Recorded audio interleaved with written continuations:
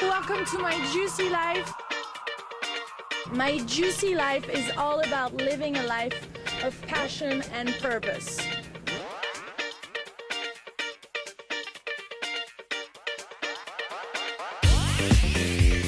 This is Lilou Massé, I'm your host. We're here in Chicago, sunny, beautiful Chicago. Let's do it! You can do it!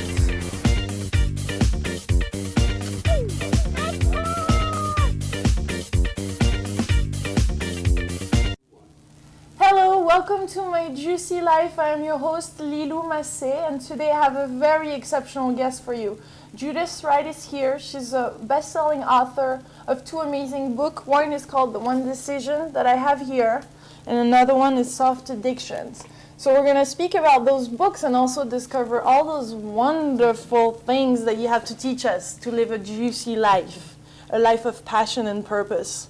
Thank you so much for being here, Judith. It's great to be with you. It's great. So tell me a little bit about your background. I know you're from Michigan originally, and now you're in Chicago. Yeah. I met you in one of your seminars in Miami. Yes. So you're an international woman, I am. transforming the word.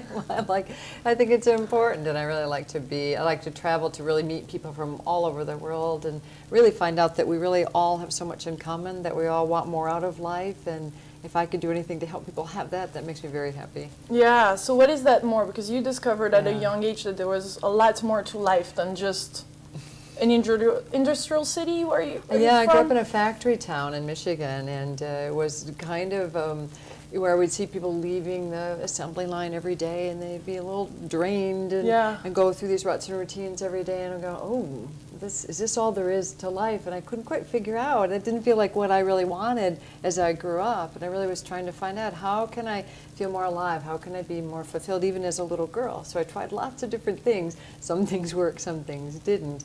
But I realized that the formula that everybody was telling me wasn't exactly right. It really wasn't about having more stuff or buying more clothes or having, watching more TV or just, partying a lot or zoning out. That all the things that I saw people doing to try to cope got them by, but it really just was a series of ruts and routines, and that wasn't good enough.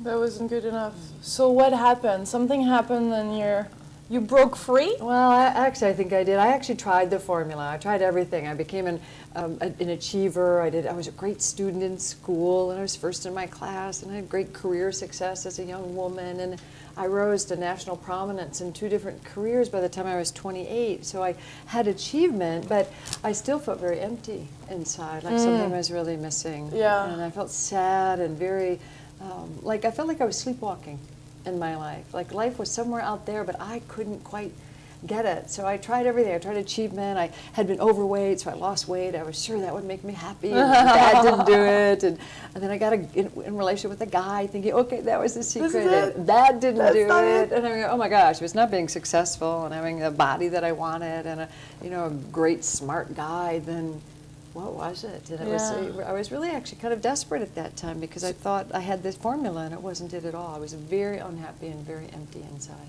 So you were walking in life and you were feeling desperate, but you were also feeling something, some kind of fire or energy inside, or? Yeah, well, I felt both things. I felt like this emptiness, and it didn't feel right. It felt like that is not how life is supposed to be lived, and I kept trying to fill the emptiness. I'd buy more things, work harder, party more, get a designer dress or something, thinking that would do it, and it didn't do that, and I couldn't fill that emptiness.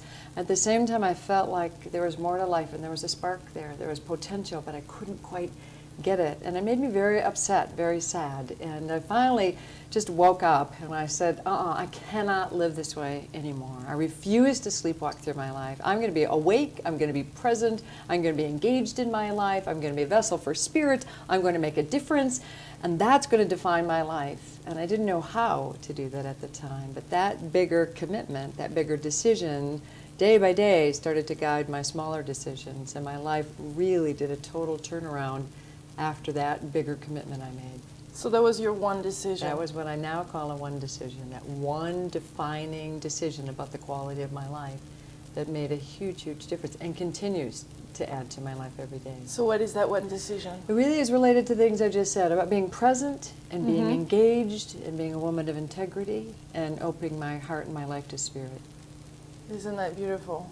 It makes a big difference. Yeah, you're full of spirit, definitely. It's so amazing to be in your presence. Thank you. But you wrote first The Soft Addiction I before did. The One Decision, Yeah, and I I remember briefly. So tell us a little bit more about what is the soft addiction, because we know those strong addictions, but it's not that. That's not what you're talking It's about. not hard addictions like to drugs or alcohol, but I call them soft addictions because they're those seemingly harmless habits like things I was doing, overeating, over shopping, Right. overusing the internet, or getting lost in gossip, or following celebrities, or into sports, or shoes, or garage sales, or gossiping, all the things that are normal activities, but when you overdo them and for the wrong reasons, trying to fill your life in some way, they really have a very detrimental effect. They're like a drug. They numb you, they mute your consciousness, they take time, they cost money, they take your motivation away, they zap your energy, and they really keep you from having a life of passion and purpose. Yeah, I can totally see that, especially with the internet, with our generation. I mean, everything, BlackBerry, you name it, all BlackBerry, those they call technology. them crackberries now because they're so addictive for people. Aren't they? Yeah. And it's true, like we're not as connected with other No. people while we're doing that. No. So we're doing this quick fix kind of Yes. thing, thinking Yes. that we, Thinking that's going to do it. And I think the word you just used is important because it's a quick fix. Well, that's what you do with a drug. That's what Yeah. you do with hard liquor and drugs. You get a fix. so and it's physical and mental. And I think it's both things, and you want some quick thing to make it better. And ironically, like you go to the internet or your cell phone or your BlackBerry to connect. You do your Right. MySpace page, you're doing things so you can feel connected, and that's a beautiful hunger that we all have to connect. And it does that to a bit, but it doesn't fully fulfill this face-to-face, eye-to-eye, heart-to-heart connection that we all Yeah. really long for. Yeah. So what can we do to tap in this bigger hunger? Well, I think one is to recognize that we all have that it's very human, and it's a really beautiful part of being a human being, that we hunger to connect and to matter and to make a difference and to love and be touched and to really be someone who makes a difference in our world. Yeah. Those hungers are really beautiful, but if we don't meet those directly, we're very apt to substitute these soft addictions, kind of these surface cravings, rather than that deeper hunger. I see. So one thing for us to do is to wake up, to really realize, you know what, I am doing some of these things, and we all are. Every single person is doing them, and realize there's a cost to them.